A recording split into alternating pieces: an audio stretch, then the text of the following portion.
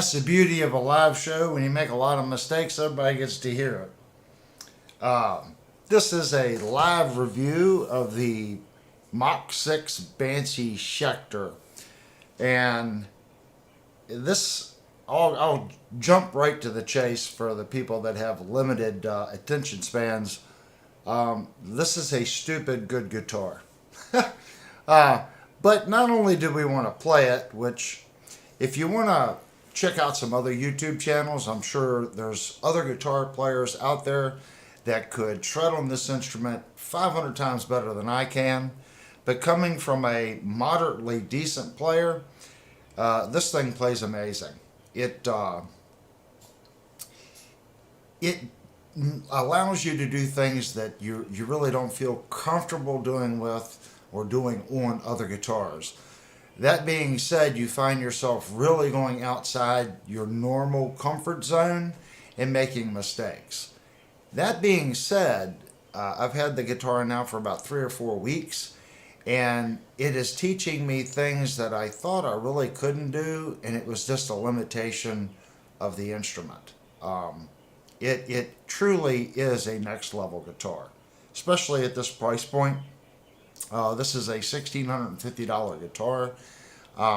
Yes, that is an expensive instrument, but in this case, you're getting a tremendous amount of stuff, good stuff. You're getting a neck-through body construction, an ebony fingerboard, unbelievably polished frets, good tuning keys, a stainless steel FR 1500 FR bridge. You're getting a Sustainiac. I'm not even going to attempt to pronounce the pickup manufacturer's name, Lundred. That's probably wrong. You guys can eat me alive in the comment section on mispronouncing that. Just an incredible guitar. So let me unplug the instrument. And if you're familiar with this channel is really here to dispute and offset what is normal on YouTube. What we're here to do is we're here to really look at the instruments and see what you get when you make a purchase. Whether that's a $250 budget guitar, a $2,100 Jackson like we've had on the channel, or a mid-price point guitar at $800. Everyone works hard for their money. Whether it's a $200 guitar or a $2,100 guitar, you need to know what you're getting. Okay, and that's what this channel is here to do. We're here to really review the instrument, look at the fit and finish on the instrument, and give an evaluation of it. The comment section down below is for you guys. If you bought one of these and you've had a completely different experience than the one we're about to have in this live review, that's where you leave it. Leave bad, good, or indifferent. The comment section is for information on people thinking about purchasing the Schecter Mach 6 Banshee. That's what it's there for. The more posts that we put there, the more information is available for those people thinking about purchasing the product. So let's get right into it. I do have specs up, and we're going to go to that first. Let me make sure that I am on the right page. And let me see, display screen. And I have my squirrel. That's not good.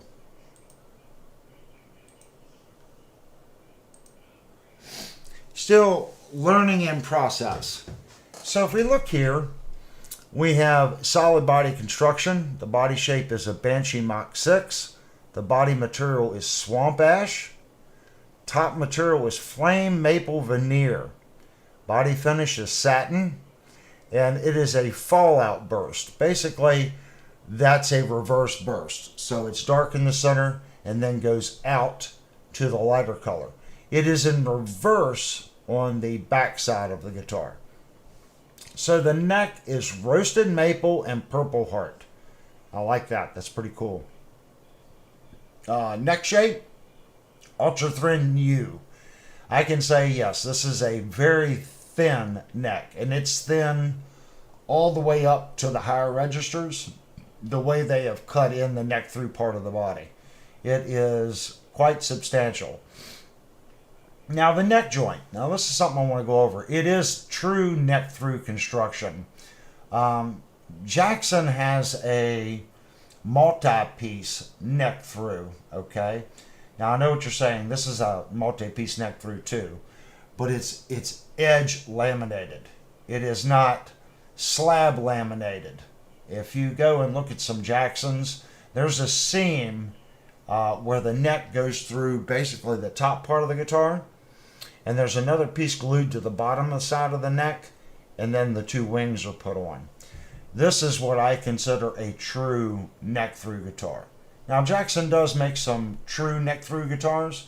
When you look at them, it'll say true neck through. That's how you can tell if it's a painted neck through, if it's a true neck through. The other ones just say neck through.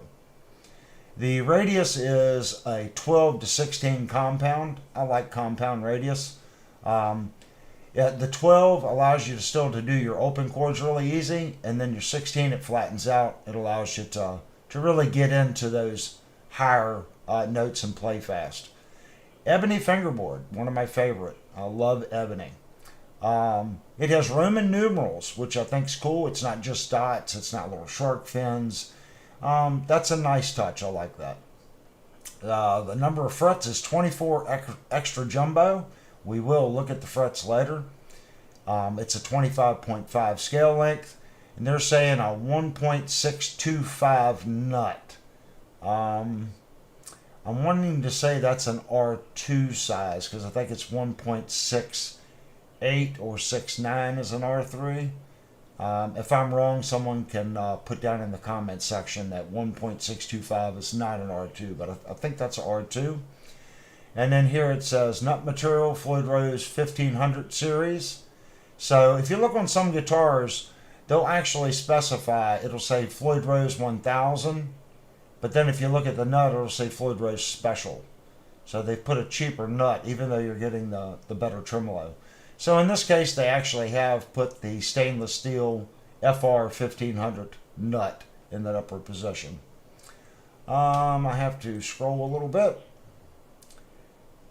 So here we have the tailpiece, 1500 locking tremolo, Grover Rotomatic. I'm kind of shocked at that. I figured this would have Goto. But it doesn't. It has Grover. Nothing wrong with Grover. Grover's a good tuner as well. Neck pickup is a Staniak driver pickup. Bridge pickup, Lundgren. I'm still going to pronounce it that way. M6 humbucker. Controls one master tone. Switching two-way Staniak on-off, three-way Staniak mode, and three-way pickup switch. So the three-way Staniak mode, basically what that is, what they're doing there is you have a high Staniak where it's going to affect the strings and create more sustain at a higher gain level. So it makes the pickup vibrate the strings more. Then you have a medium setting and a low setting. So that's the factory specs. So now we want to kind of double check all that stuff. It doesn't give you pickup readings, so we are going to look at some pickup readings. The first thing I want to kind of do over like we normally do, we want to kind of look at the fit and finish on the guitar. This is the first guitar that I've ever reviewed that has, I really don't know how to subscribe it. If I grab this horn and I'm trying to hold on to it, this guitar just feels like someone has given a bath in butter. It is just so well polished that it feels like someone has put what the stuff they put on cars that gives it that glass. It is past slick and smooth. It is just such a refined. It is probably one of the smoothest finishes that I've seen on a guitar. It reminds me of a piece of high-end furniture. It is that good. Now, do I feel slight imperfections in it? Yes. I do feel like a little something right there. It's like a speck of dust that got in the finish. And now you're thinking, well, how's it feel butter smooth? It's hard to explain. It does not have that drag feel that polyurethane has. This has to be some type of like a 2K urethane. I'm going to guess that they're spraying on this because it feels much harder than a standard urethane. It is just butter slick. I guess I'll end it at that. You have to touch one to get an idea of what I'm talking about. But it is just so well done. This is probably the best polishing and finish work of any guitar we've had on the channel. It is superior to anything else that I've ever seen. I'm probably going to say it's probably the best guitar I've ever had in my hands as far as the general polishing and finishing of the stain work and clear coats. It's that good. Schecter really did a good job. Okay, let's move on to routing. Let's look at the routing on the guitar. Feeling the edges of the guitar. I feel no step overs. I don't feel any chatter marks from the CNC. And as crisp as this edge is, people go, well, they sanded it. You can sand products that come off a CNC. If you have good sanders like a Moretta or Festool, something like that, you can keep these profiles crisp. I'm not saying that it's not possible. But when something is this crisp, there's been very little sanding done. The more sanding you do, you start to lose the perfection of the CNC, the crispness of the accuracy of the machine. This right here is so crisp that I'm going to say their routine is spot on, because I'm not feeling any imperfections at all from sanding. And like I said, I know it was sanded, but I'm not feeling the imperfections that you get from sanding. Now right here is the only spot, and I'm not going to say anything about it because I know that this is a transition right here. So I do feel a slight flutter right there. And when I say slight, 99.9% of the people that would touch this guitar would never pick up on that. But I can feel a flutter from this sanded edge where the CNC did it to this edge where this was cleaned up. To get this work done, they can't use a flat end mill. They're using a ball end mill because it's on multiple planes with a radius. So the ball end mill is going to leave little like dishes in the route. I don't care if your step over is 128th of an inch, you're still going to have a gouge. It's a ball end router. That's why it's called a ball end. It's round. But since it's round, as the machine comes through here and makes this cut, it's able to come in and do this number. And if the step over is 128th of an inch, you still got a little concave. So someone has to come back in here and hand sand those spots out from the CNC. And that's what caused this little tiny spot right here. This side is perfect. This sanding on this side is just spot on. But there is a slight imperfection right here. The back finish is a reverse burst from outside getting light. The front is black to light. I like that. This is their transition right here. And you're asking, can I feel it? Yes, I can feel that. But they've evidently got, I'm going to guess 2 coats of clear on that. And they've sanded between the coats. Because I can just barely feel that. You know, I would almost venture to say, instead of hard taping this line, maybe when they come in with the black, when they do a spray line, use a mini SATA jet. It's a smaller gun. And when you get this fan, see how it blends in? They could have blended that in as well. And you would not get that transition. Do I notice it when I'm playing it? Absolutely not. But I do feel the transition there. Feeling the back of the neck, it feels exactly like the guitar. Butter smooth. That's the best way of describing the guitar body. The guitar body feels like a past slippery guitar neck everywhere. Everything feels exactly the same. I'm kind of speechless at how good the finish work is on this guitar. The transition here from the ebony fingerboard to the maple, I feel zero transition. There is a sharp radius right here. They're taking most of the radius out from the edge of my finger to there. And this is a pretty flat C. So it is a very thin, flat profile. They have added strength right here by adding a volute. And you can see maple, barbinga, maple, barbinga, maple. This will not stay purple forever, especially if in direct sunlight. Barbinga is one of the worst woods, like Purple Heart. I'm pretty sure they said barbinga. It's not Purple Heart. Barbinga is really bad for changing colors. Same with Purple Heart. It only looks purple if you keep it out of direct sunlight. Did they use a UV protective clear coat on this? I don't know. It doesn't specify. But if you like this red, try to keep it out of direct sunlight. It's like mahogany. It will darken.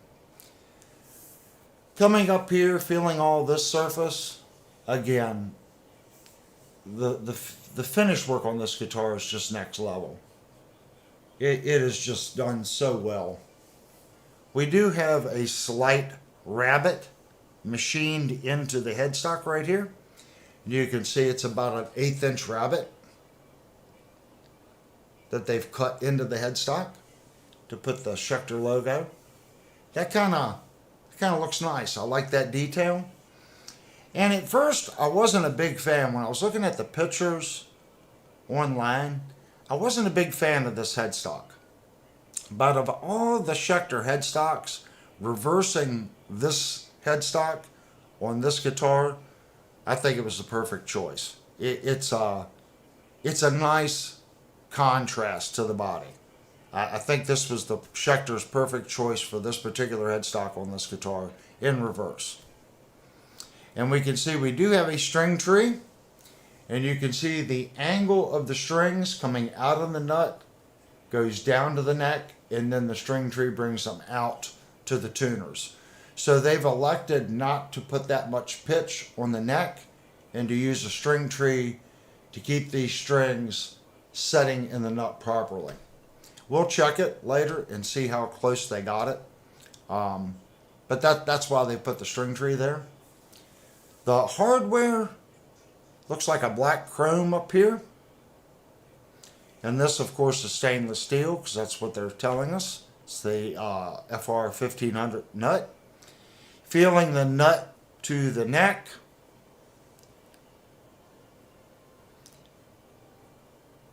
It's, well, I would say most people would call that perfect. It's almost perfect at the bottom. And it's almost perfect at the top. But the bottom is a little closer. I would say this is about as good as you're going to get a nut to neck ratio, unless you went back and tuned every guitar to that particular nut. This is definitely within machine spec as far as the nut. Not every nut's going to be the same, and the CNC is going to cut the necks very close to the same. And of course, wood contracts and expands. The only way to get any closer than that, they would have to install the nut, come back and sand this even a little bit more. And this could be something with the finish as well. There's that, it's that close where if you're off a mil or two on the finish, that can cause that. But we're going to say the nut is sized to the guitar and the neck is sized to the nut perfectly. Looking at the neck itself, I want to look at the end of the frets.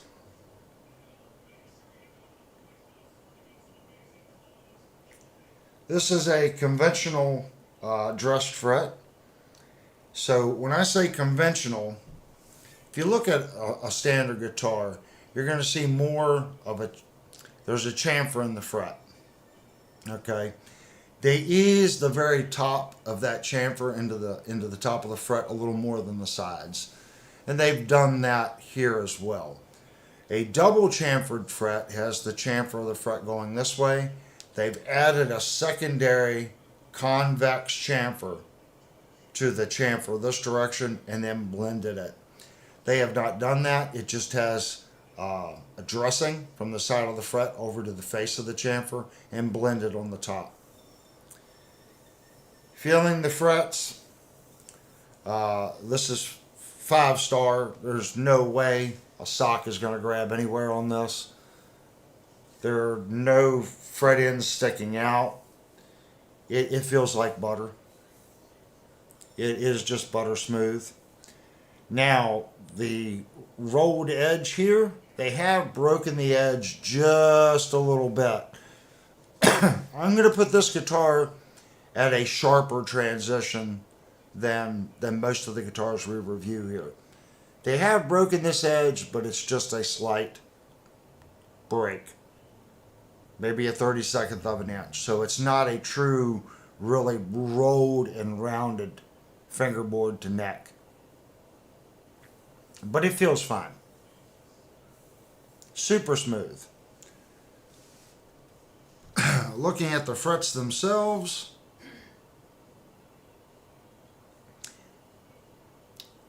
they're not super polished, but again, this guitar is going to be between super polished and medium polished. great polished frets at this price point.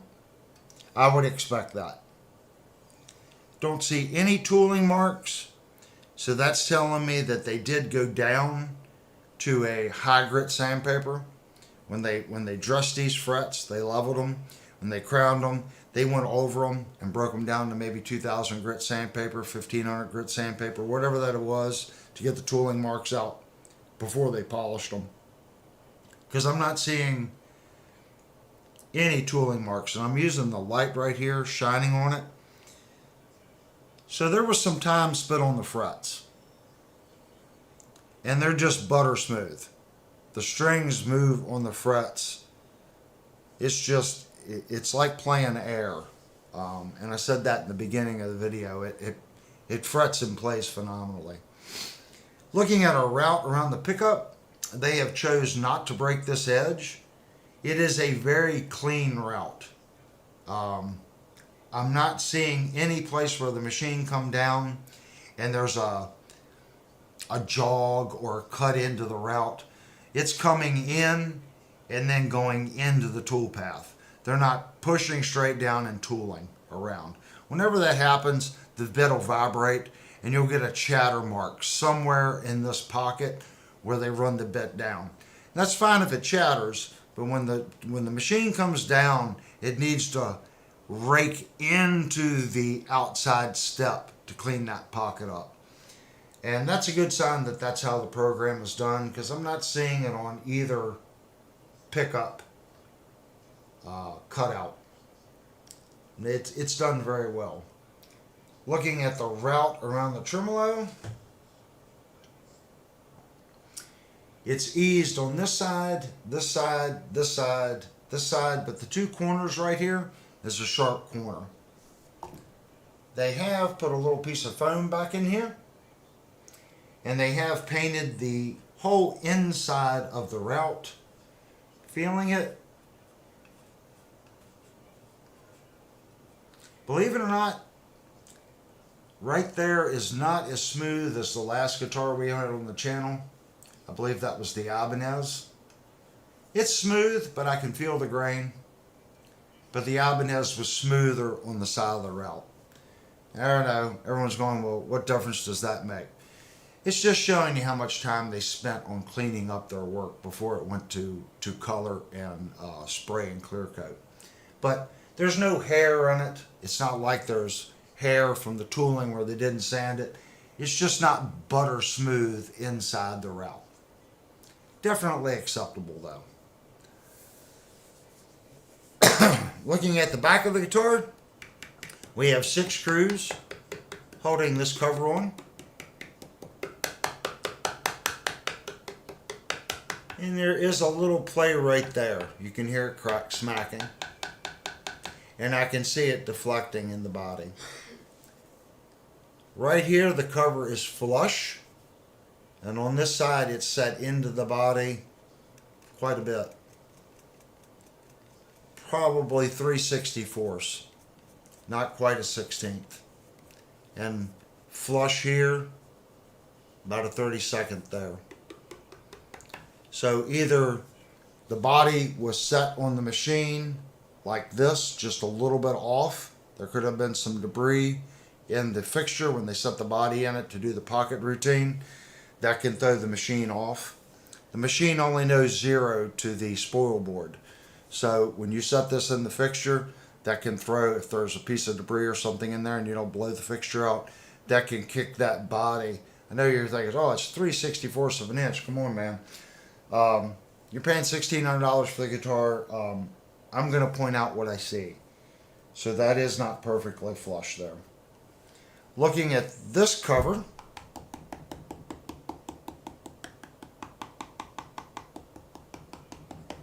so a little bounce right here. There is a little deflection in the plate. This one is far more consistent.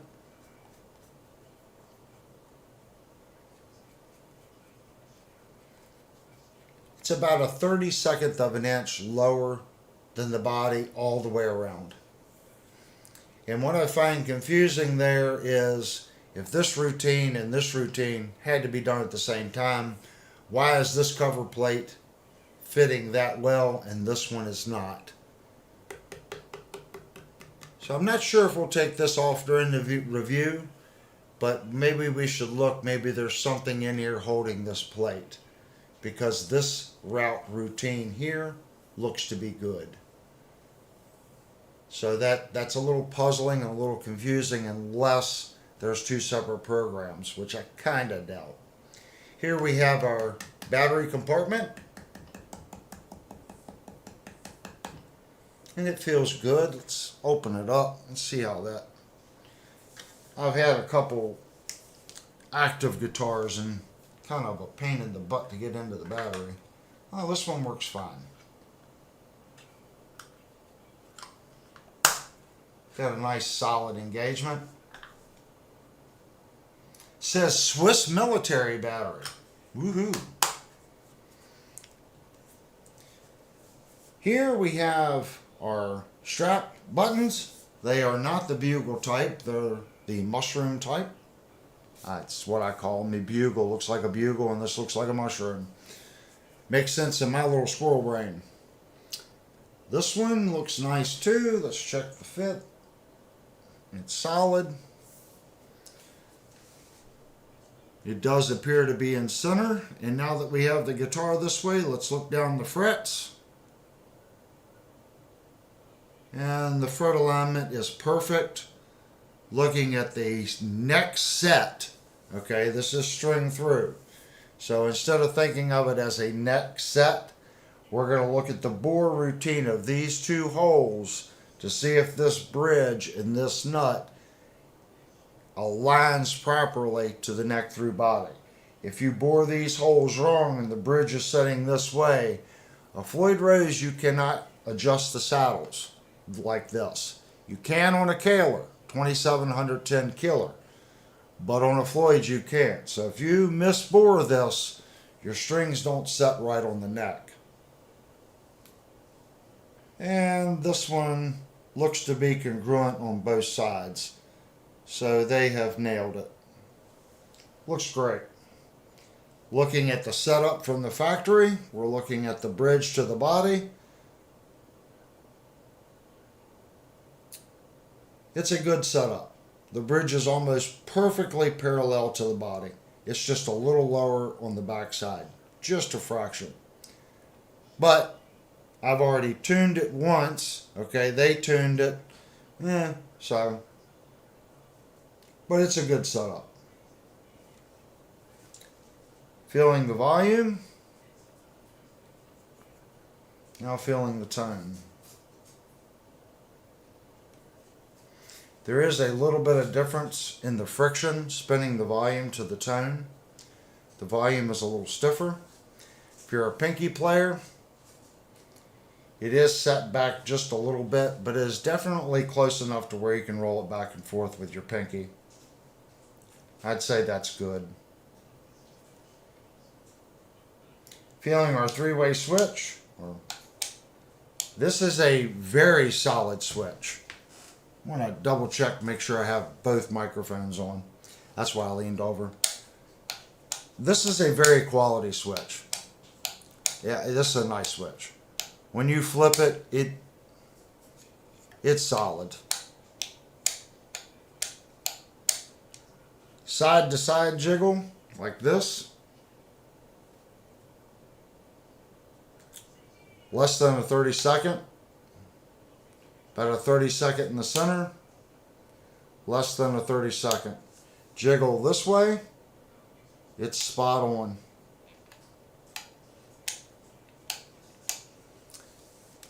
It feels really good.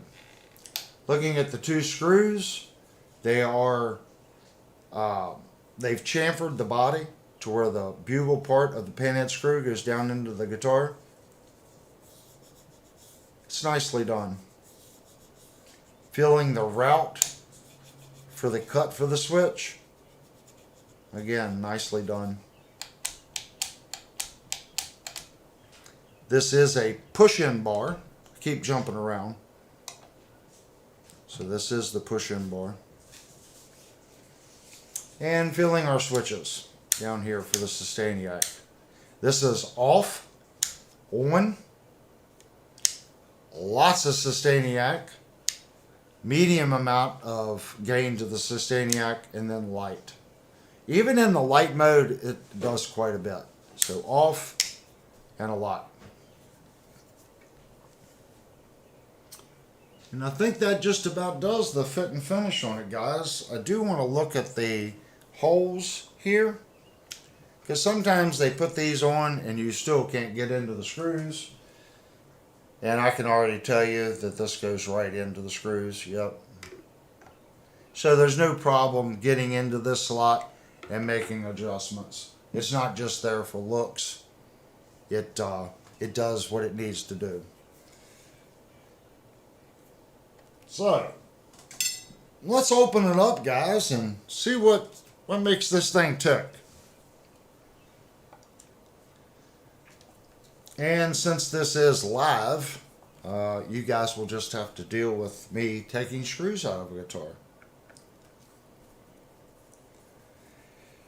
The back sticker says Schecter Guitar Research number 63, set up to play. So tech number 63 is the tech that worked on this guitar. That's something Schecter always does. I had a Schecter Sun Valley Super Shredder that also had that little sticker on the back. I think it's kind of cool. Kind of lets you know that, they're people, Yeah, I think it would be cooler if they Sharpied their name on it. Bob did this or Ted did this. Be a little bit more personable.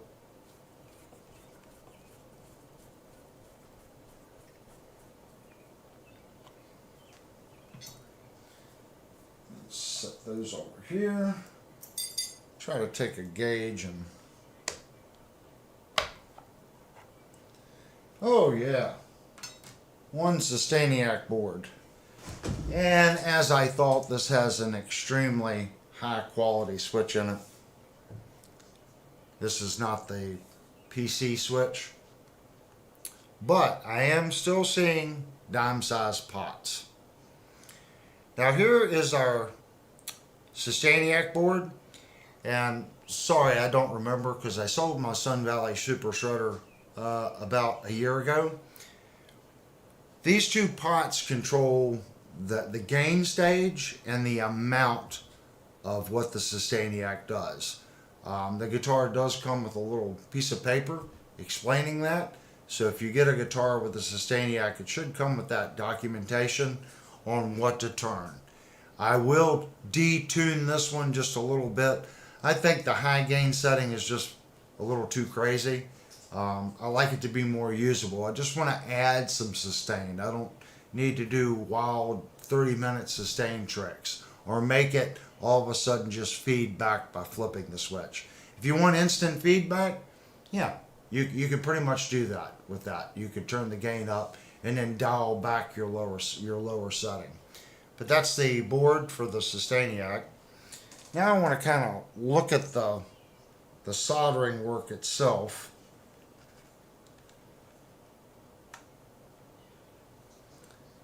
And right here we have our bridge pickup. We have a black, we have a red and a white wire that comes up, and it's shrink tubed together and soldered. So if you wanted to put a coil split on this guitar, it would be easy to modify it and split that humbucker into a split. They have chosen not to do that, so it goes into the electronics cavity and back out to the pickup around the next coil. But you could eliminate that, cut this, and then put it to a push-pull or a switch.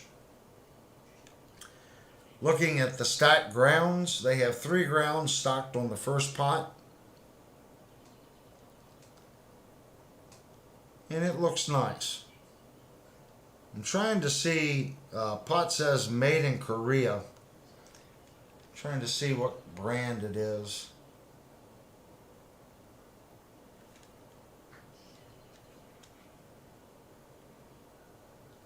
It could be Alpha. I see an A something on that one. Not sure, but they are micro-sized pots. All the soldering connections were definitely to temperature.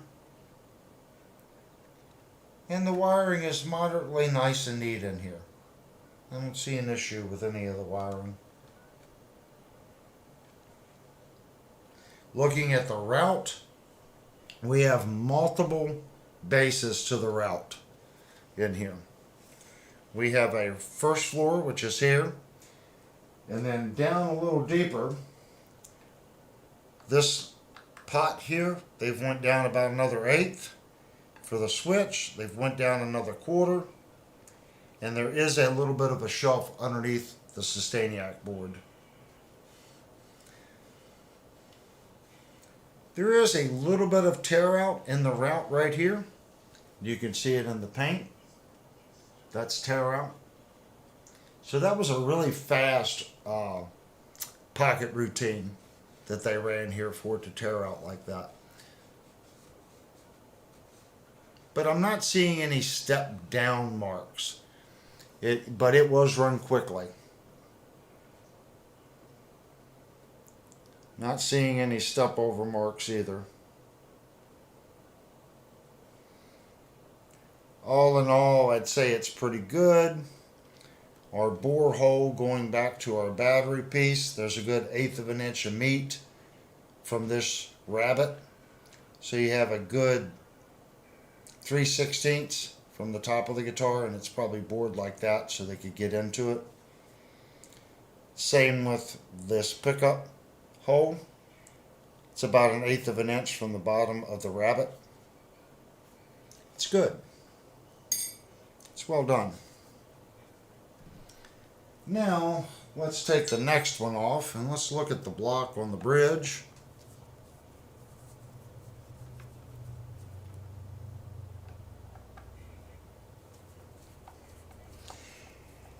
If you're new and you're just kind of coming into the channel, this channel is here to review guitars, look at how well they're constructed, play the guitar, look at the sounds. You know, this is not a demo channel. We really aren't a demo channel. We're out looking for the best bang for your buck at multiple price points. The old saying, you get what you pay for, I agree with that. But you can also be wise enough when you buy your instrument, whether it's a $1,650 instrument or a $200 instrument, are you getting the best $200 instrument that you can get, or are you getting the best $1,600 instrument that you can get?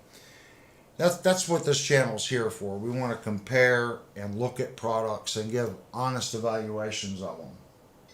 So looking at this one, it's a single ply plastic.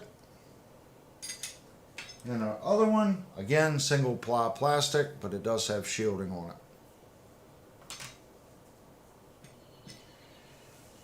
So looking at the route in here, this is stupid nice in here. It actually feels like they clear coated it and sanded between coats. The floor pocket of this route is as good as the top. That's crazy. Our claw is a stamped steel. So if you're all about sustain, this is a stamped steel claw. So you're going to lose a little sustain. And it looks like we have our standard block here. So let's look at the width of this block. It does not look oversized.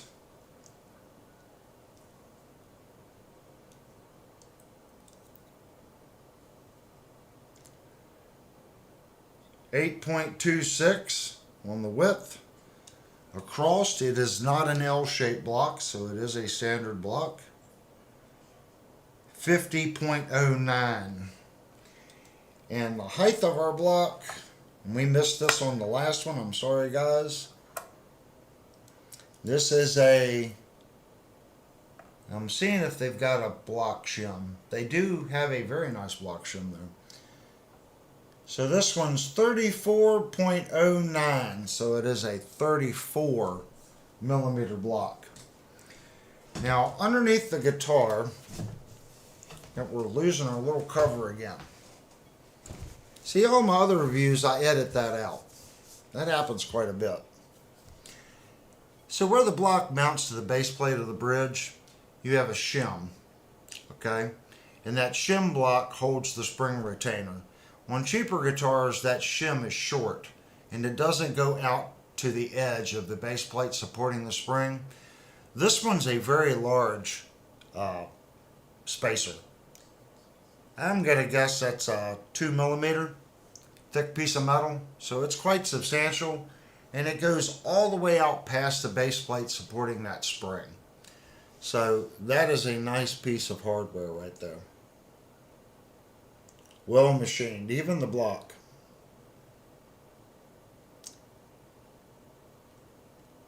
Not seeing anything unusual. It's nicely done. Nice components. And we would expect that from a guitar at this price point. And before someone says something, I know that they've got a lottery going on right now. Is Avery going to put the cover on backwards? No, Avery is not. Avery's doing it right this time. I'm paying attention to what I'm saying, and I'm also thinking about the orientation of the cover. If you watched our last video, I was chatting through it, and I actually started to put the cover on backwards. If the screw holes don't line up, there's usually a pretty good sign that you've got something installed incorrectly. So I never run the screws all the way in, guys. I run them down to where they're almost down. Get them all started. That will help self-align the cover to the guitar.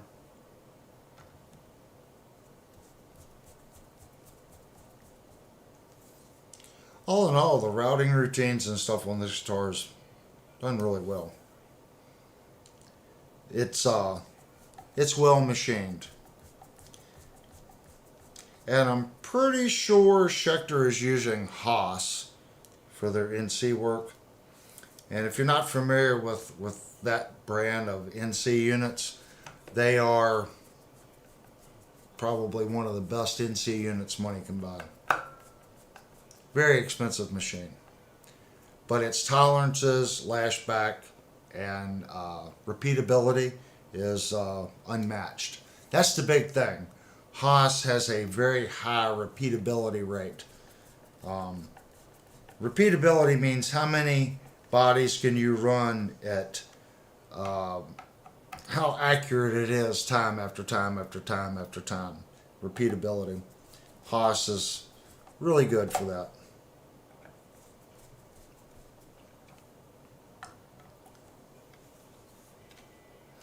I think what it was, guys, now that we've got reinstalled the plate, I just think that it was installed a little funny, because now I have it in and it's congruent all the way around. So my initial inspection of it sitting sideways is there could have been, I didn't see any debris in here, but it was not setting on the lip, and that can be caused too when they put this on. If you put the first screw in, you tighten it, and you go over here, it doesn't allow that cover to shift. All these holes are bored on a bore routine. It's not like they put that cover in and then they take a drill and they drill it. Everything on this guitar is in a bore routine.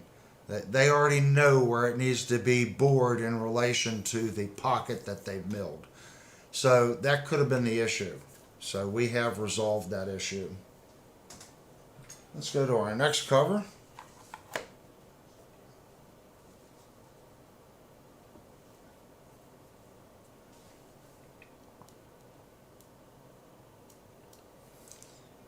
And again, if you're new here, I do work really hard here. There are other people behind the scenes on the channel. I'm sure Devastator with a blue wrench has said something during the stream. Devastator is our Discord guy. He makes sure that the Discord runs efficiently, makes sure that posts are in the right form or right room, or moves the posts or threads, adds rooms, deletes rooms. Just make sure that the Discord and everything is going well. He also adds links to the live stream. So if I haven't said thank you to our moderators, thank you. Without you guys, I definitely couldn't do it. And if you would, go down and hit the subscribe button. Hit the like button. While you're at it, hit the little bell so you can be notified when we do these reviews. We started doing reviews like this because everyone wanted just a one-shot review. I guess YouTube has gotten to the point where no one trusts anybody, and they just want to see the guitar, and what are you getting? Is it been edited? There's nothing edited here. You're seeing it as I see it. And that includes the demo. And as I said, I'm not the world's best guitar player, but I can definitely show you what the guitar sounds like. And again, that would have been edited out. So now let's look at the pickup. We want to get some pickup readings. And I'll do like I'll normally do. I'll pretend I'm from the UK. And we're going to say Henry's. So we got the volume all the way up, tone all the way up. Sustainiac is off. And shocking. I am shocked at this reading. I'm checking to see if there's push-pulls. And then, well, I know there's not. They were conventional pots. Bridge position, 5.88. I already know that this is a very hot pickup. I see this a lot in budget guitars. The first thing they say, look, it's 17 ohms, it's 16 ohms, that's a hot pickup. Well, this is a crazy hot pickup. And that's our reading. So, what I'm trying to say is, the meter only tells you so much. So that's what we're getting at. Oh, you know what? That's 20H, that's Henry's. So, maybe this is a hot pickup. Well, it's still not super hot. It's 11.01. This is a hot pickup. And again, I see these budget ones are like 16, 17 ohms.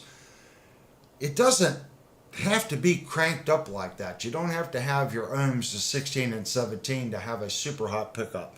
This one's 11.01. Henry's is 5.87. So that's a little more than half. So they're using a very strong magnets in this pickup. Usually half. So half would be at like 5.5. So the magnets are on the heavier side on this pickup. And I've said it in the past, usually 50 to 1/3 is where I like them. And if you've watched my channel, you've also heard me make comments on this pickup that I think another pickup actually sounds better than this pickup. And if you're a fan of this company, that's no disrespect. Pickups are taste. But this is telling me, hey, you were right, Avery. There was something about the pickup that I didn't like. And the meter's telling me. I've just noticed half to 1/3 on the Henry's. That's about where I like a pickup. That doesn't mean that that's going to be right for you. Double check every one of your guitars. Start to get familiar with these readings. Then when you do see a guitar and someone's doing these tests, it's going to give you a better idea if that reading is what you like. Okay? But this number, if it's over half, usually means strong magnets, less windings. They do that to save money. Going to our center position, 20K ohm, we have, wow, 10.89, so it barely changed. And that's crazy. 1.69 on the Henry's. So something in this Sustainiac driving pickup is altering the bridge. Very interesting numbers. 20K ohms up there, we're getting 1. And a negative 2.35 Henry's. So the Sustainiac is definitely, however, that pickup pickup is wired and the board in there is affecting our readings. So the only thing I would hold any faith to would be our bridge position, because our center position is being influenced by the Sustainiac. And if someone in the comment section knows what the Sustainiac, how it influences the circuit per the meter, I would be curious. Please educate me on that. The more you guys can teach me, the more people I can, once I learn, I can explain and more people understand.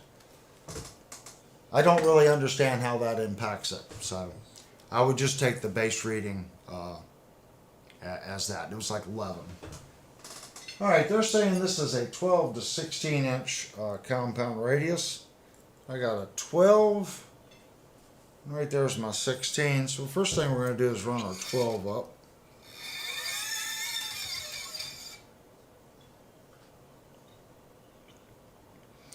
And the 12 is spot on at the top. Let's check it down here, which it should not be right. And it is not. Should be 16 at the base because that's what they're claiming. Here's my 16. Yeah, seriously guys, we're all here to learn. So if someone can educate me on what that Sustainiac is doing as far as the ohms reading and the Henry's reading, or can you even get a reading based on that printed circuit board? Is that influencing it to the point where you have to perform a different test to get a resistance out of it? Or do you need to test it at the board? Did you turn the Sustainiac off? You most likely have to test it at the board. What's that, hon? Did you turn the Sustainiac off? Yes, the Sustainiac is off. I can double check that, guys. I'm pretty sure that was the right direction. The 16 is right down at the base. So someone has evidently left a comment. Let's see if the Sustainiac is off. It says it's a passive single coil of one side. Makes no difference whether it's on or off. So that's telling me the jack is after it goes through the board. To test that, we would most likely have to undo it from the computer board where the gain drivers and stuff are to give us a reading. Because no matter how I switch it, it makes no difference in the signal. I don't know if you guys can see that. So that's our bridge position. Now I'm flipping switches. I'm going to guess that you would have to come in where the pickup feed for the coil is. You would have to test it right there, okay, to get a reading on it. I'm waiting to see the comment section on that. If that's actually the case, I wanna kind of know. It says it's a Oh, pass. there it goes. My bust. Okay. So maybe I'm backwards. So in this position we have 1.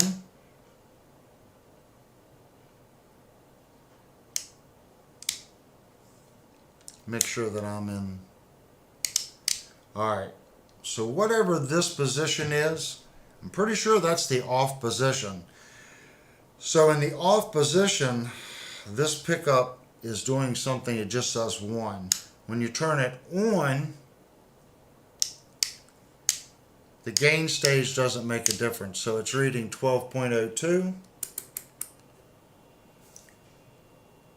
Henry's 5.76.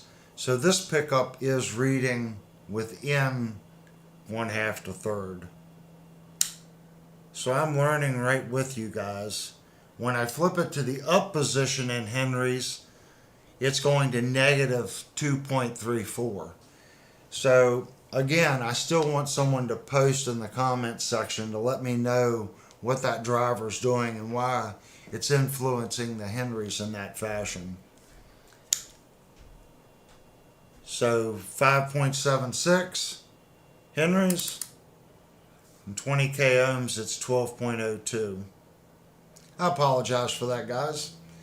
See, live reviews. You get to see mistakes in process. Most likely I didn't have it plugged in all the way.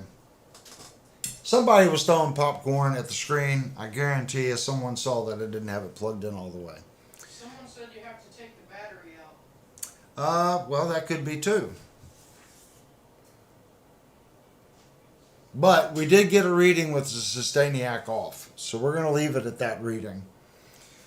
Usually on an active pickup, the battery's part of the circuit, so you kind of disrupt the circuit when you take the battery out. But it's doing something funny when I turn it on and off. The board is influencing it, because when I turn it to on and off, it just switches to 1. So may need to look at the actual manual and see how they're saying that actually works. So hopefully that's not useless information. That's how we tested it. In the future, if you all have a better comment, we can do it better in the future. Here's one. If there's a board between the jack and the pickups, the board will give you weird readings, much like an EMG active. Yeah. What did I just say? She just said EMG active. Yeah, it's acting like an EMG active. But there's still a test routine. And my guess would be on a test routine, you would have to unsolder. Like, this isn't a pickup. One of these is a pickup, one is the Sustainiac. So you would have to unwire the pickup and test the actual wire to the pickup and eliminate everything else in the chain to get a reading on the pickup. That would be my guess. All right, let's check the action height sent to me from the factory on the 12th. And this guitar is set to 0.055 on the low E. On the high E, it's set to 0.05. It is it's low action. That is definitely set up to be a shred guitar. If you like low action, you're going to love this guitar. We have our gauge. I'm assuming it's 25.5 on the scale length. So let's see what they've done.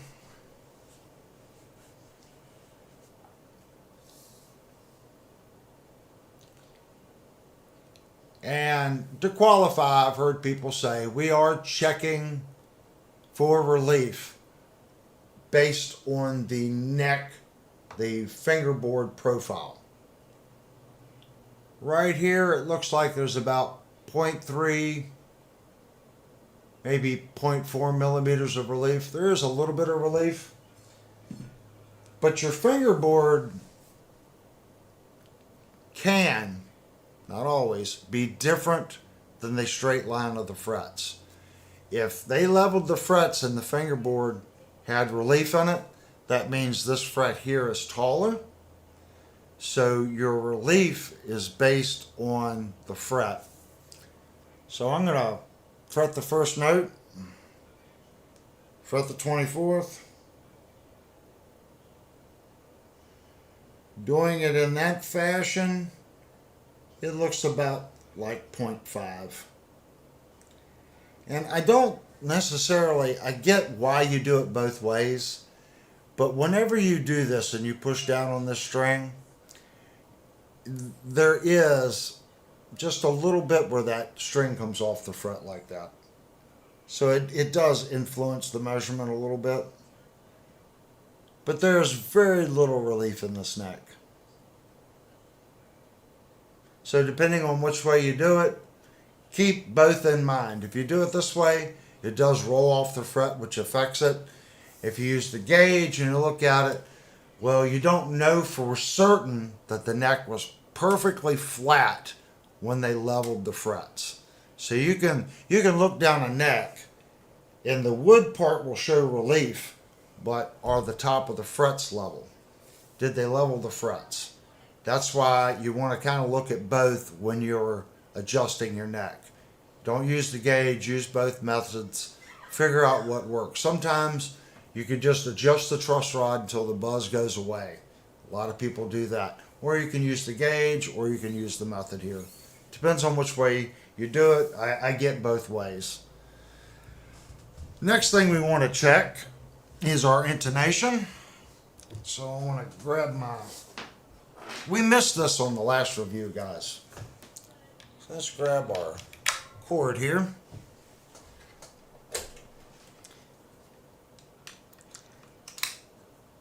I'm going to try to set that up to where you guys can see it and I can also see it. Is this a 3mm? Do we have a 3mm? There's our E.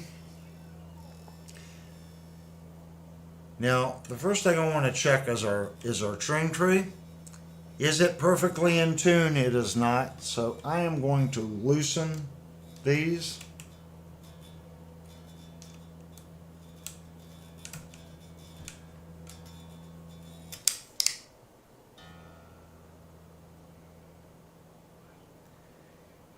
Hopefully you guys can see the tuner.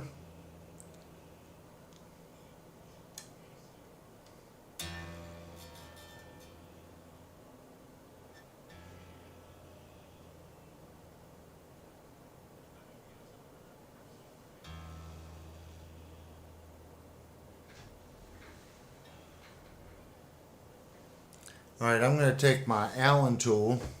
I'm going to tighten the nut. I'm going to put it in there.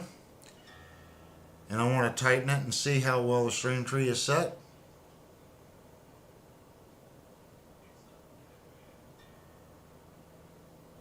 That one is set pretty good. So let's go ahead and tune our A.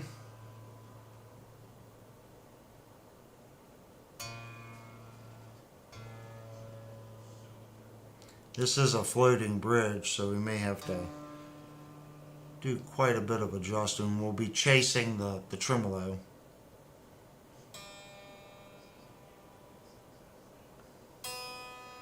Just go through and lower each one a little bit.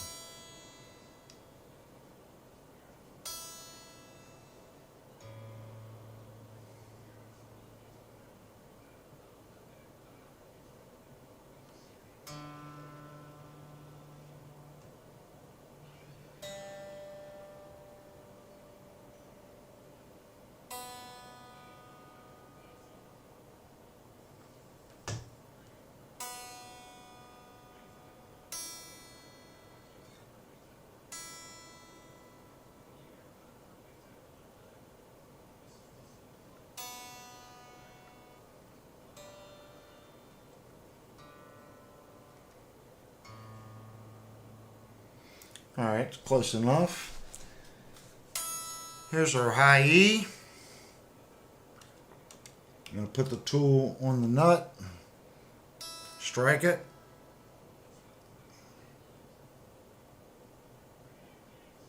Again, that's set good. Now let's check the radius of the nut.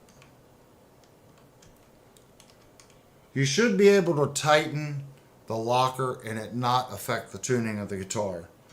If it does, your string tree is out of adjustment. And if you do this one, if you notice the high E and low E is good. So if we tighten this one and it doesn't do the same, that means our radius of our string tree does not match the nut.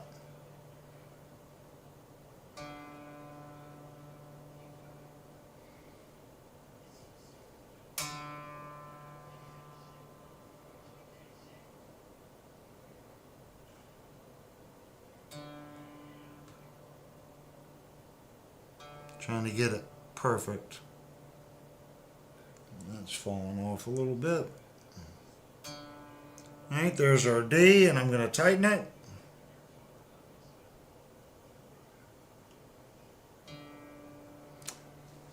That is the best I've ever seen out of a guitar right out of the box. That is really, really, really, really, really good.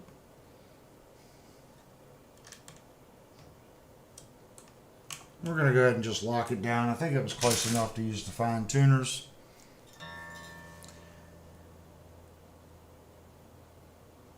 Maybe not. I didn't readjust the E. So hopefully we're not chasing it too much for our intonation.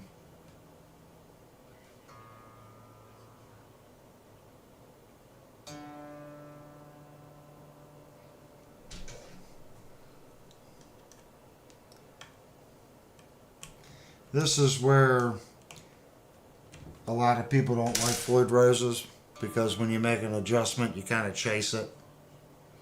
I'm kind of used to it. But once you get it right, you usually don't have to mess with it.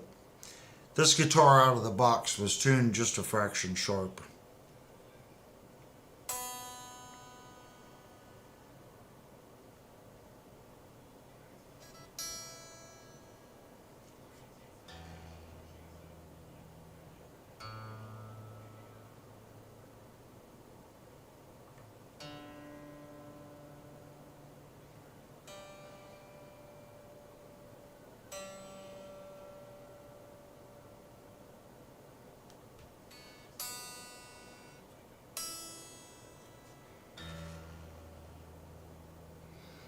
We're going to go with that. That way we can adjust it with the fine tuners.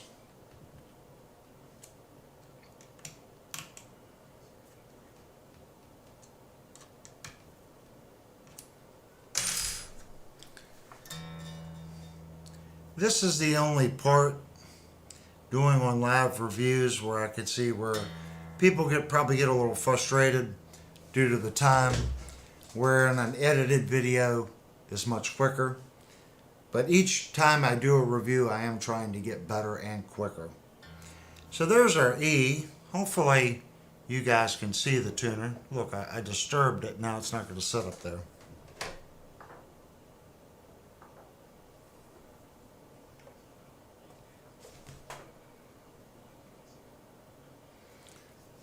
So there's our E. And I know the guitar's laying down flat. You always check the intonation in the playing position. Go back, look at some other videos on this channel, and I've proven that debunked. Because if I set the intonation and I tune the guitar laying down, the only variation is when I stand the guitar up, it's going to be slightly flat. If you set it in the up position, then you check it in the up position, it's fine. Just remember the guitar is going to be a little flat. There's not enough difference in 3 cent from this orientation to this orientation where it's going to change the saddle location. Once you tune the instrument and set the intonation this way, set it on your lap, retune the instrument, your intonation's still going to be good. So there's our E.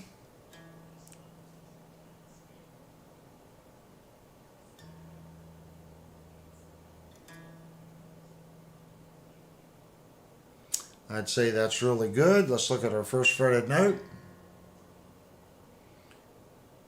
And the F is just a fraction sharp. Looking at our A.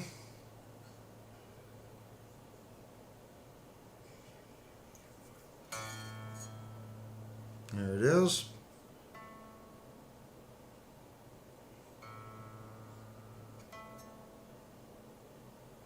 The A is set just a fraction sharp. First fretted note, A sharp is just a fraction sharp. That string you could get almost perfect. The first fretted note's just a fraction sharp and the 12th is just a fraction sharp.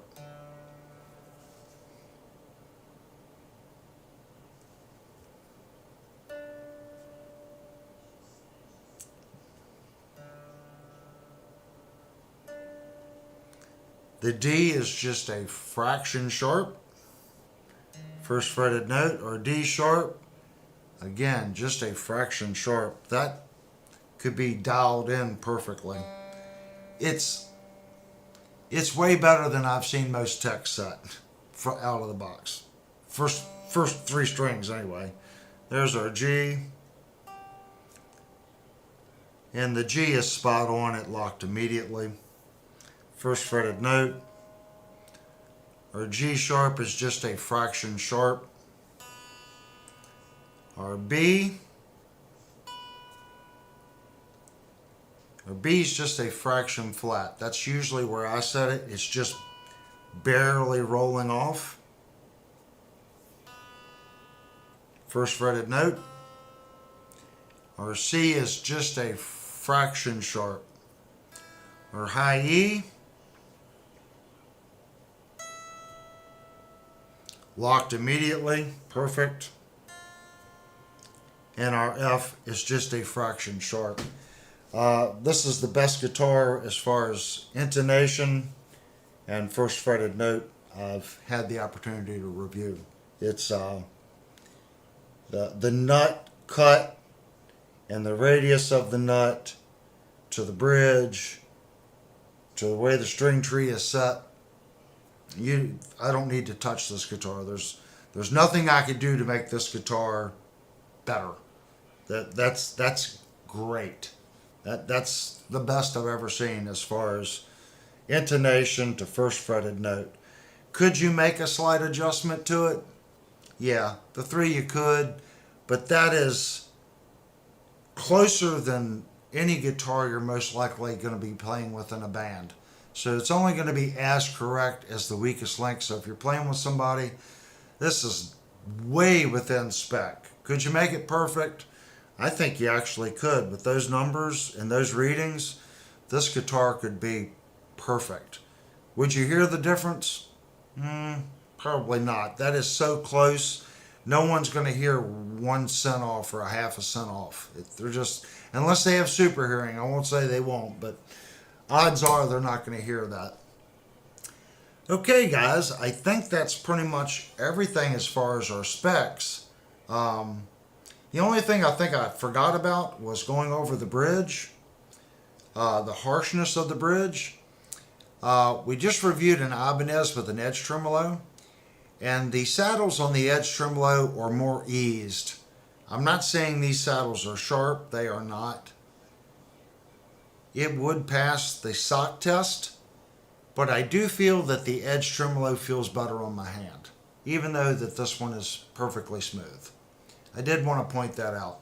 And that's just a Floyd Rose thing. These saddles are made square, and they don't put much of a broken edge on these saddles. But it's not sharp. It has been detailed, and the finish work on this, it's a beautiful bridge. It's stainless steel. It's well polished. It's beautiful. All right, guys, we're going to take a 5-minute break because this is a live review and I've been talking straight. When we come back, we're going to get some sounds out of this guitar and see what this thing sounds like. If I've missed anything that you guys are curious about that you think that I can check, please put in the comments to the right hand side, and after the break I can address that check as long as I have the gauges of the tools to check it. All right, we will be back right in 5 minutes.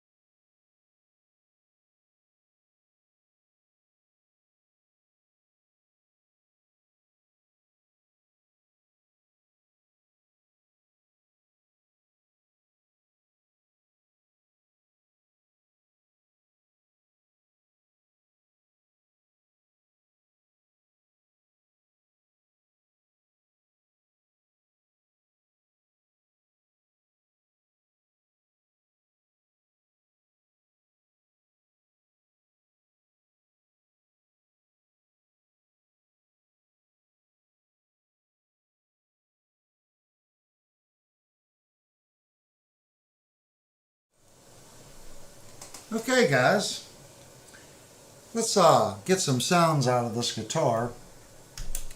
Now normally I'll do some clean sounds. We will do some clean sounds, but odds are if you're buying this instrument, you're probably not playing country on it. But we will do some clean sounds for those that just have to know what the guitar sounds like in clean. So we're going to start in our bridge position.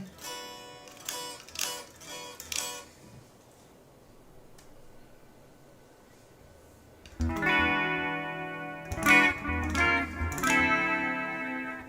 there's quite a bit of gain on that, so I'm going to drop the slider back a little bit.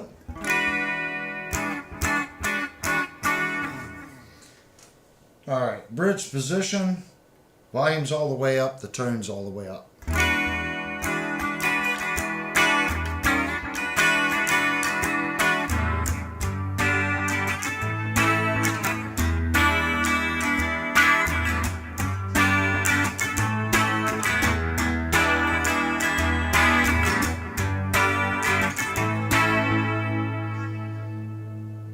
I think that's the first time I've ever played this guitar clean. It's surprising that it's that crisp and clean sounding.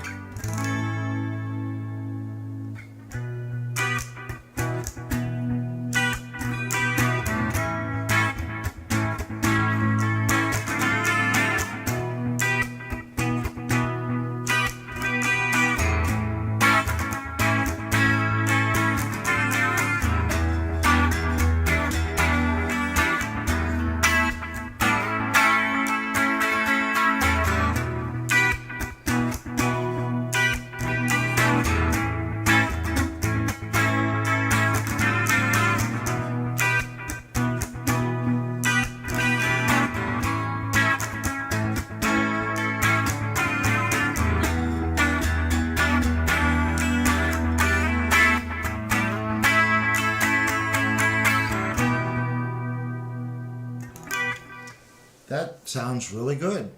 Playing some basic open chords.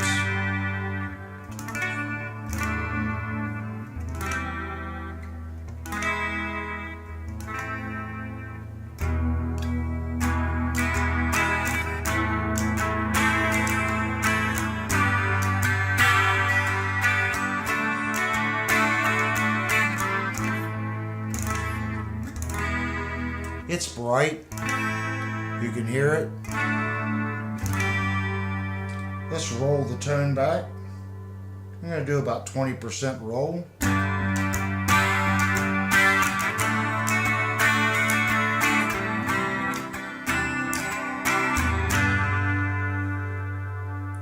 Give it about 25% roll.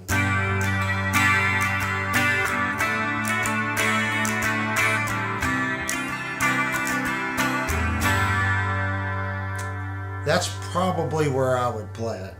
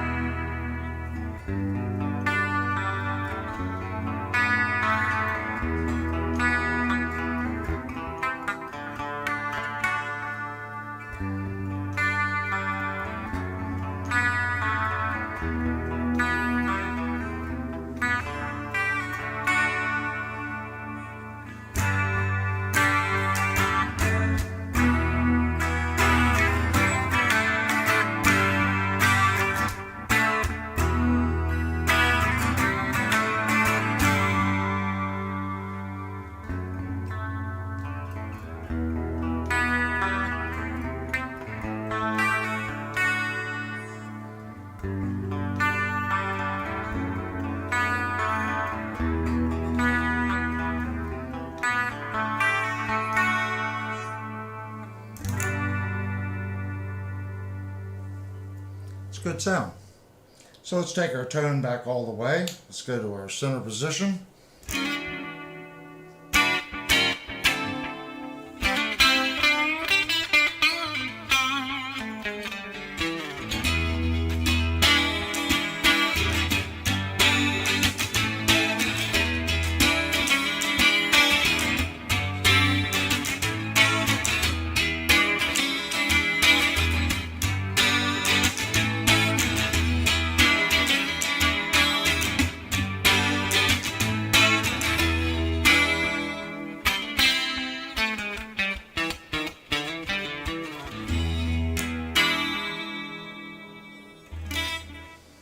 Let's roll the tone back about 20-25%.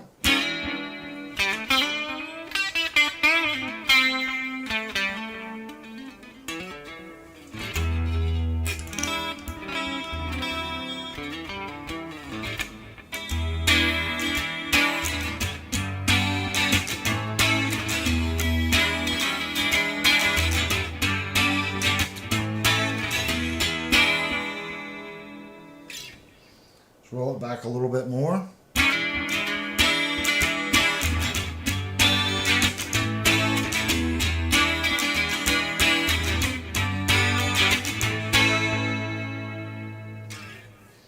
Let's go to this little ditty.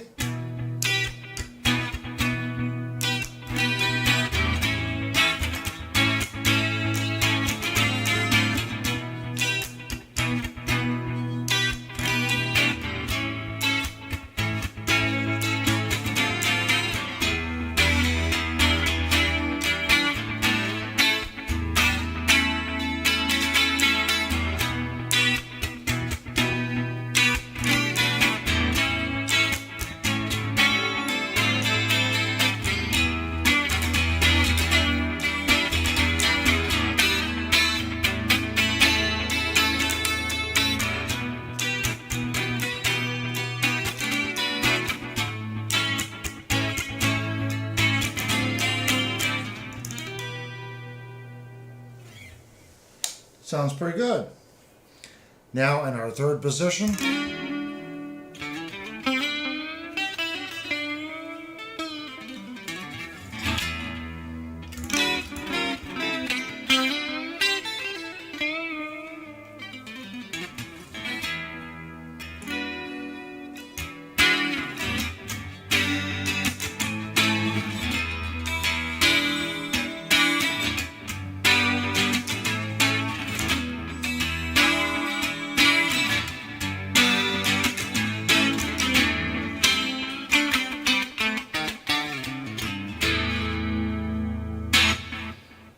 I'd say that's pretty good clean sound. It's very surprising. So let's go over to our crunch channel.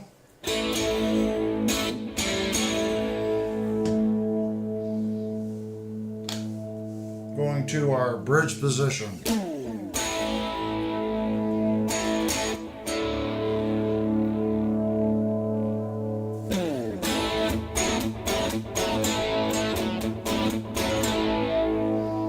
Cut our gain back a little bit. It's supposed to be crunch.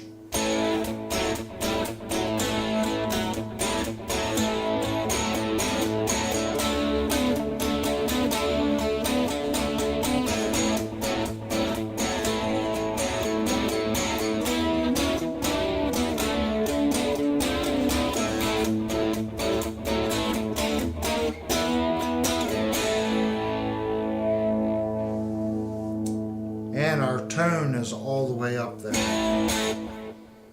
So let's go to our third position.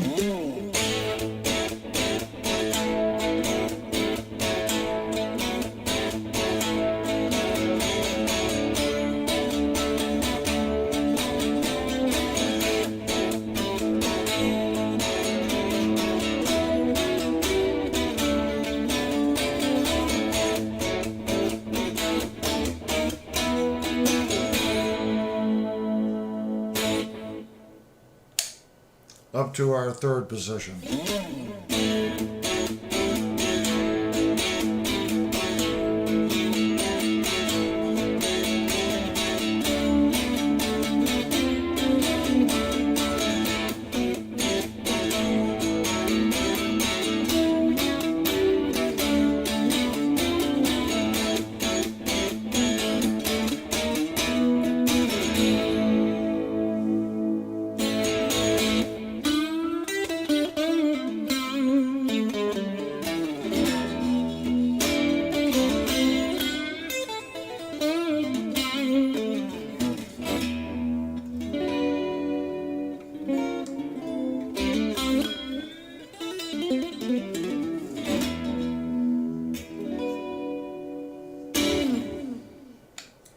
Back to our center position.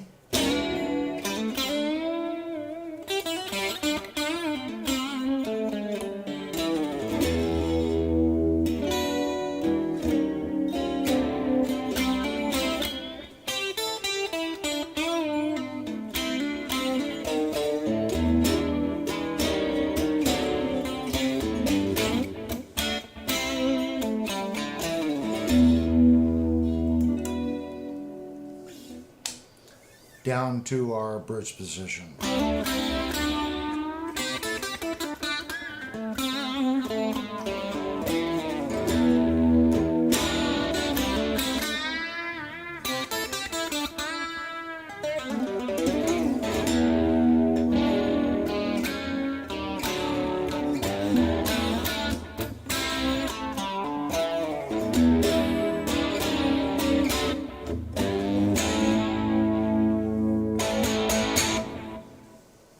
Alright, we're going to jump right to our special channel, which I'm pretty sure that's what this guitar was actually intended to do. Let's check our volume.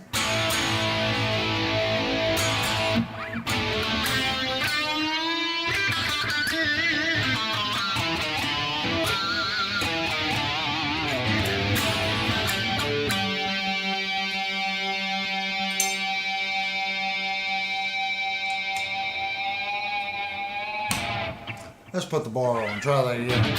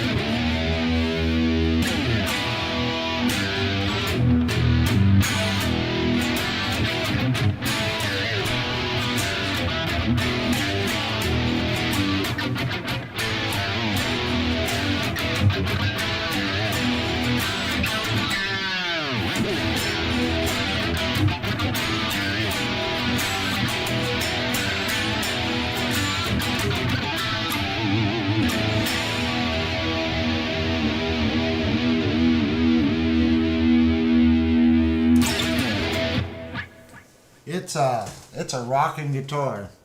Needs more volume? I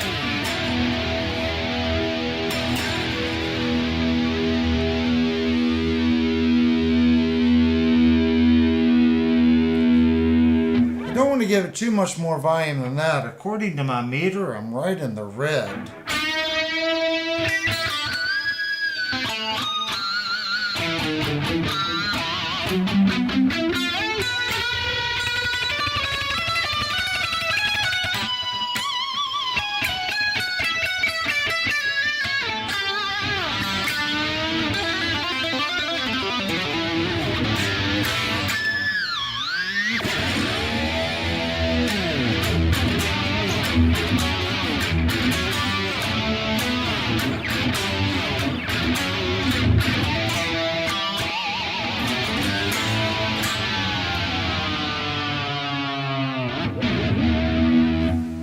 It's a mean playing instrument. Now, I was just kind of goofing off. I do try to play basically the same thing in every review. That way you guys can kind of get an understanding of what each individual instrument sounds like. It's kind of hard to know that if I'm playing different stuff. Everything you play will sound a little different depending on the pickup. Some things sound better on some guitars. It's just the way the pickups are voiced. So I try to play a variety of different stuff just to kind of touch base on a bunch of different styles. So this is something I normally do. So let's give this a whirl, and you guys that have watched the channel that kind of know, you know what this sounds like on multiple instruments.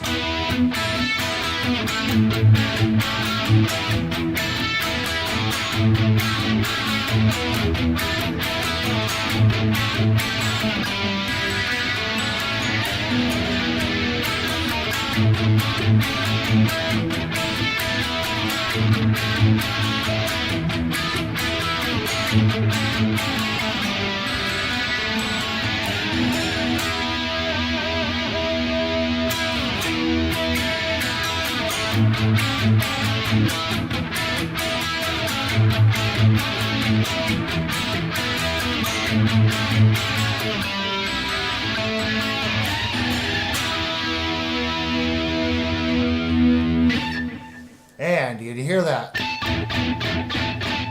Yep. Everyone wanted proof that this guitar does that. This is the only problem that I have found with this guitar. The pickup is now hitting the strings. And yes, before I started this review, I threaded the pickup down. And I did it down in the shop. So this particular screwdriver is too large to do it. So guess what, guys? We are going to have to take a 5-minute recess again.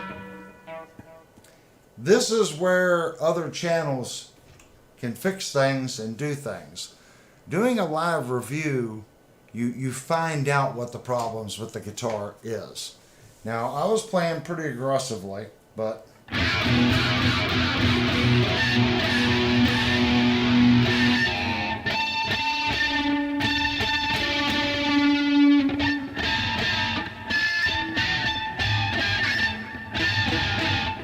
you can't fret the notes.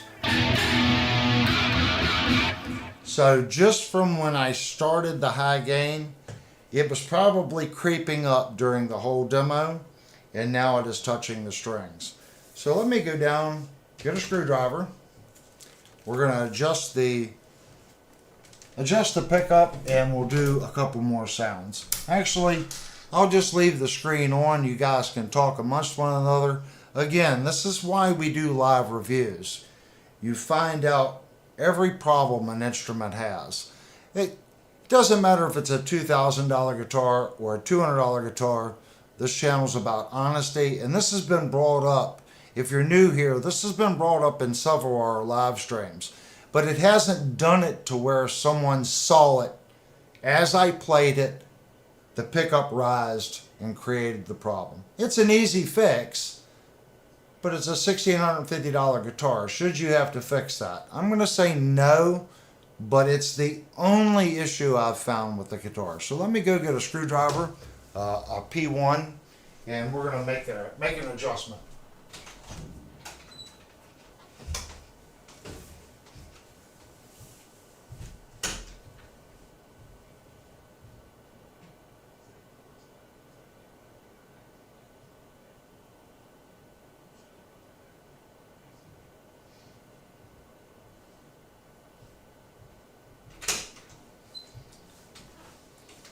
I actually had some comments where people said, well, I don't see it, getting any higher.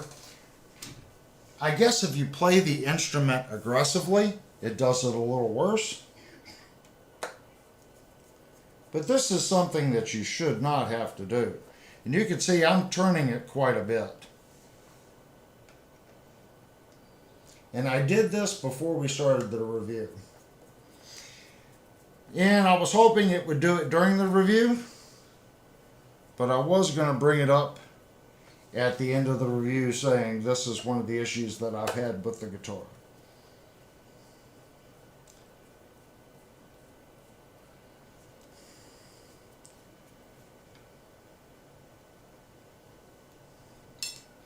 Okay. And before someone says, well, it's probably just your guitar, again, these screws are the same screws they put in every Mach 6.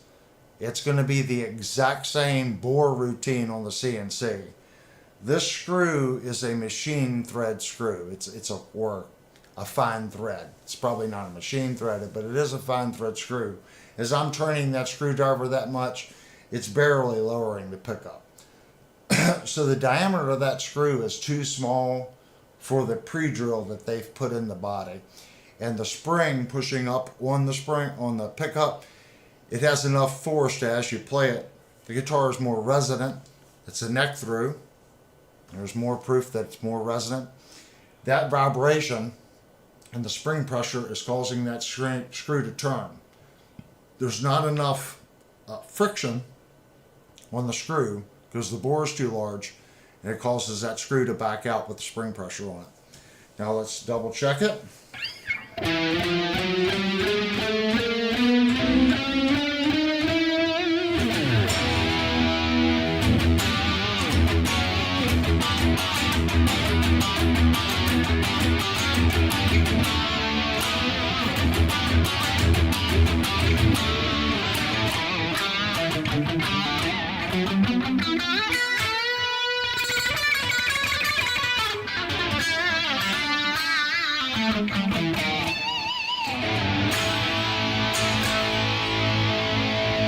So that has fixed the issue. Another reason why the live reviews are so good. So now let's check out the Sustainiac. We're going to turn it on. We are in the strongest setting.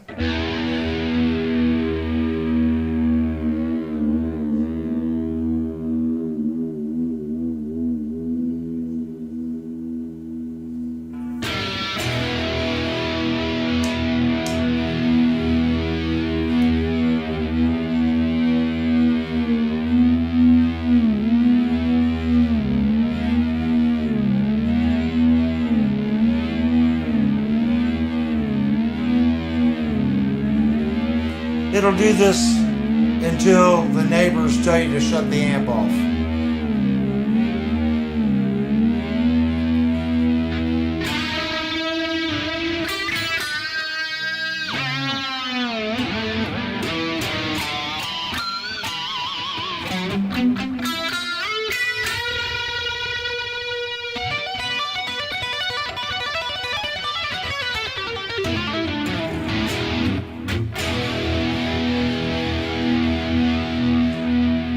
So if you're wanting to do harmonics,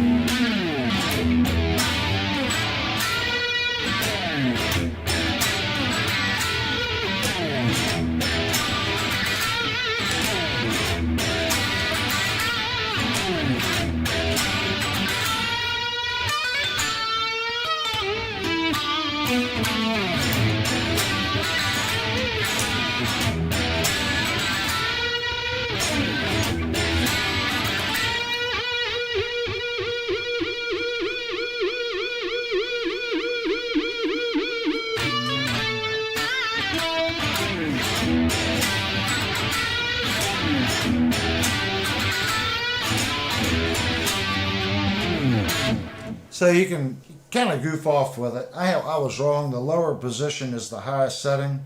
So if we go to the middle setting, it's going to get a little bit more sustain, but not quite as much.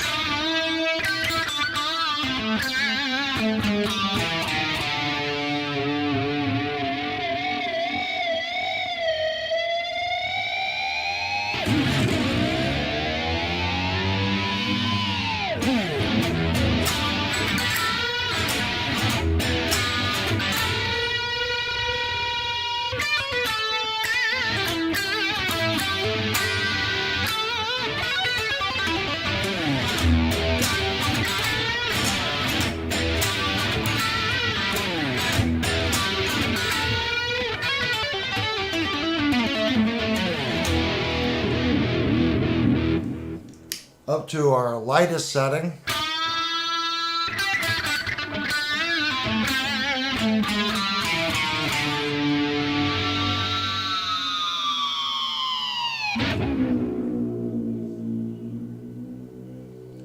And you can tell in this setting, the E isn't coming back. In this setting here, if I bring it back and I just barely hit it,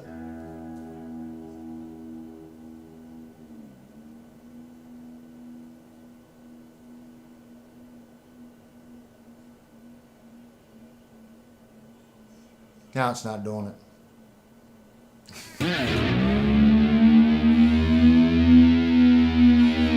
There it goes.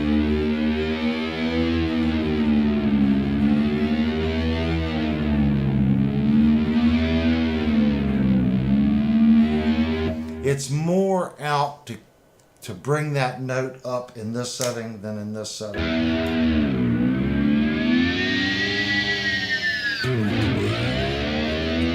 This setting's more of a feedback.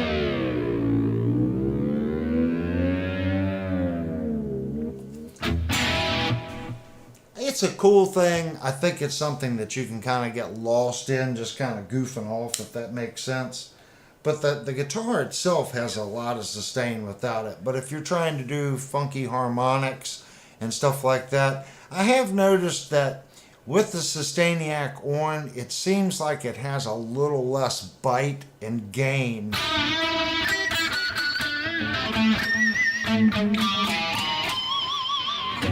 And if I turn the Sustainiac on,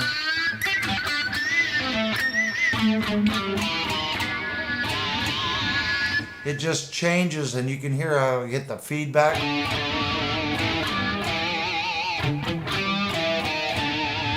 So you have to play really, really clean. Do not hit any string that you do not, want to ring out, because the Sustainiac, if you bump it and it's not muted, it's going to accentuate that note.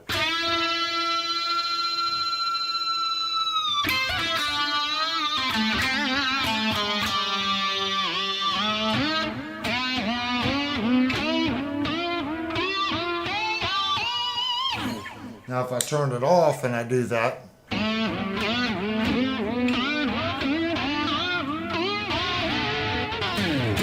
so you can tell there is a difference. I'm not trying to strike it hard. I'm trying to make the Sustainiac work.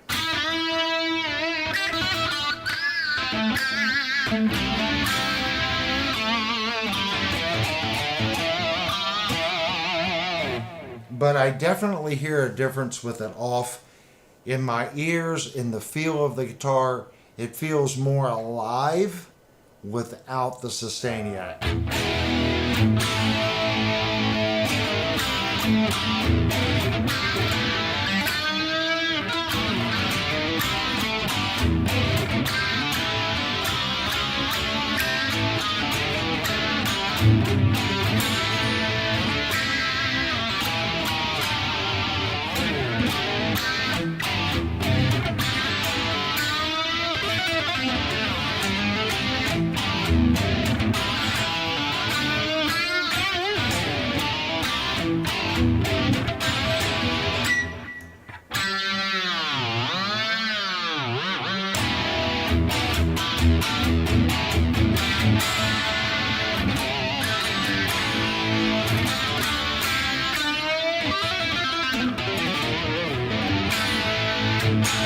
It's a mean instrument.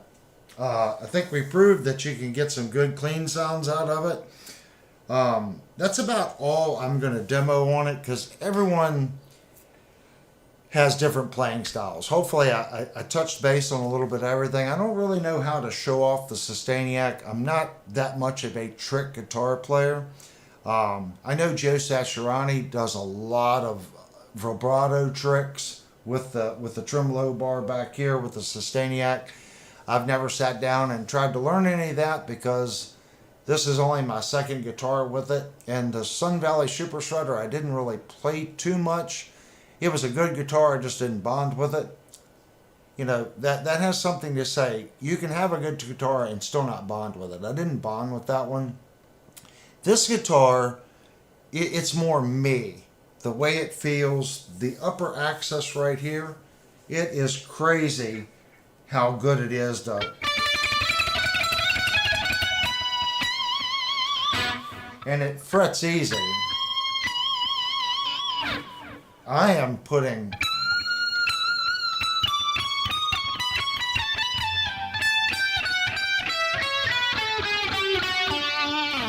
the notes ring out so well. When you slide up,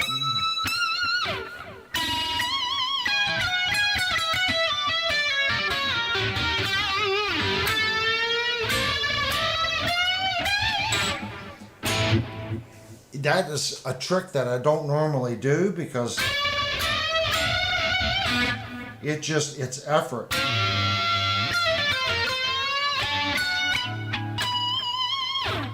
That was me misfretting, but you can reach up.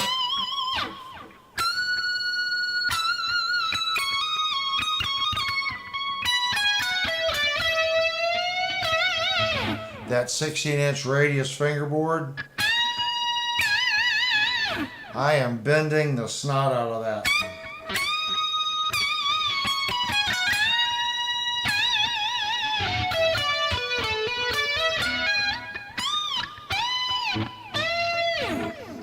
It is effortless. The amount of force. When I first got the guitar, I was over bending like crazy.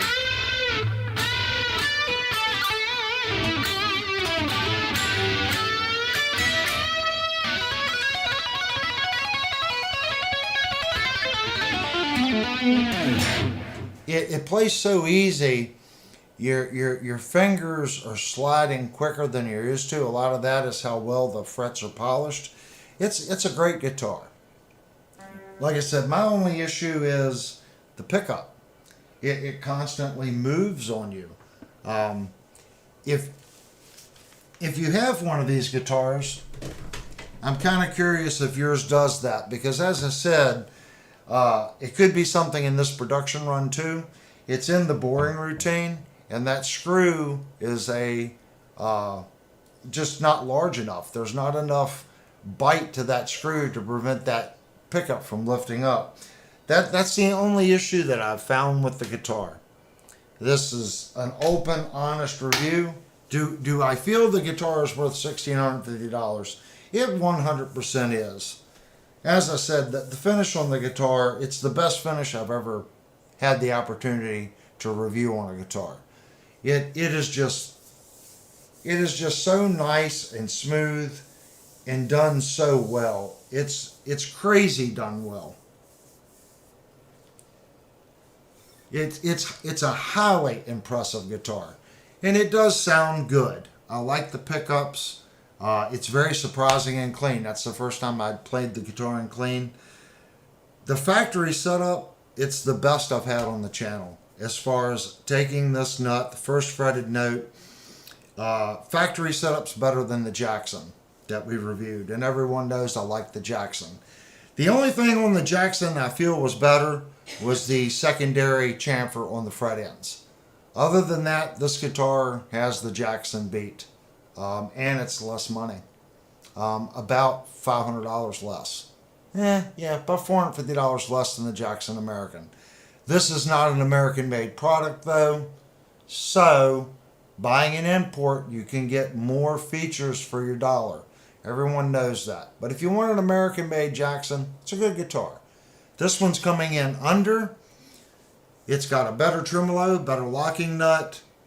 I feel just a better body and general fit and finish than the Jackson. It's outstanding for $650. Hopefully at this point you've reached down and hit the subscribe button, hit the like button, and hit the little bell so you can get notified when we do these reviews. This channel is about doing honest reviews, and I need people to post. Did you buy this instrument and have a completely different experience than the one that I'm having with this guitar? Do you see something in this review that does not match your instrument? Or did you get this guitar and you're not having the pickup problem that I'm having, and your guitar is 100%. Those comments go down in the comment section. In the future, as people watch this video, they're thinking about purchasing this instrument. Every comment gives them more information, more product knowledge. It's a $1,650 guitar. It's not a cheap guitar. So just like me, a lot of people, they want to know what they're getting. So every comment will help that person make the decision on this product. So please go down, leave some comments if you purchased it. If you see something you'd like to see different in these live reviews, I will try my hardest to get it done. I work for you guys. My job is to do the best review I can possibly do live with mistakes. I made a ton of mistakes. We made mistakes checking the pickup with the switch being on and off. Made some playing errors. That's what a live review is about. Every little mistake and everything is unedited, so you get to see the guitar, how it performs with a musician of my ability. Someone can do better, but I feel this guitar makes me play better. It allows me to express myself in ways that I don't feel comfortable on any other guitar that I have. This is the best playing instrument that I have in this house, whether it's here for review or my personal guitars or the Funny Honeys guitars. This is the best one of the bunch. I feel very comfortable playing it. Anyway, again, please go down, hit the subscribe button, hit the like button, and we also have a Discord server. I'm sure it's been posted already. Please go to the Discord server and check out our Discord server. And thank you so much for watching these live reviews. You guys are great. After the show, we are going live again for the general stream, but it's going to be a short one, maybe an hour, guys, if that. This has been a very long review. So stay tuned. What time is it? It's 10:02. We'll try to get the live stream up by 10:15 for the general chat stream. Thanks again, guys. You guys are awesome. And like I said, go down, hit the bell, hit the thumbs up, and hit the subscribe button. Thanks, guys.